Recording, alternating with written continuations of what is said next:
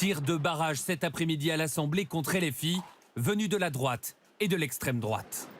Cette violence, c'est celle qu'a voulu Jean-Luc Mélenchon comme un outil politique, quand il a déclaré qu'il fallait tout conflictualiser. Si LFI est innocent, si vous n'avez rien à voir avec ce qui s'est passé, où est Raphaël Arnaud? Où est le député fondateur de la Jeune Garde? Pourquoi se cache-t-il aujourd'hui? Le maintien de l'ordre public relève de la compétence exclusive de votre gouvernement. Pourquoi aucun dispositif n'a été prévu, ouvrant la voie à tous les débordements alors que les renseignements territoriaux étaient avertis? Il accuse aussi le gouvernement de 2 poids 2 mesures avec les victimes des violences d'extrême droite. Réplique immédiate du Premier ministre. Ce que vous venez de faire est absolument ignoble et abject. Pour la vérité, il ne resta que les faits.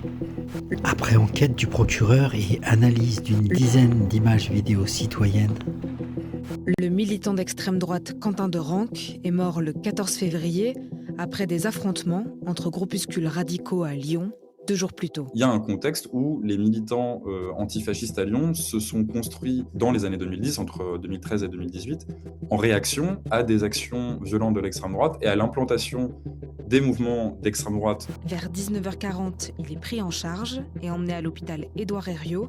Il y meurt le 14 février à 12h25, victime d'une commotion cérébrale et d'une fracture temporale. Mais tout ça n'a pas été rappelé, n'a pas été contextualisé. De nouvelles images prises avant l'agression de Quentin de Ranc contredisent le narratif du collectif identitaire Némésis. Sur cette vidéo partagée par le Canard enchaîné, on voit des militants antifa ici à gauche et des militants d'extrême droite habillés en noir échanger des coups. Des militants d'extrême droite sont venus casqués et cagoulés, armés d'au moins une béquille, une bombe lacrymogène et un fumigène. Rue 89 Lyon, depuis sa création en 2011, a toujours essayé de documenter de la façon la plus précise les actions violentes de l'extrême droite à Lyon. Une enquête est en cours, notamment pour homicide volontaire.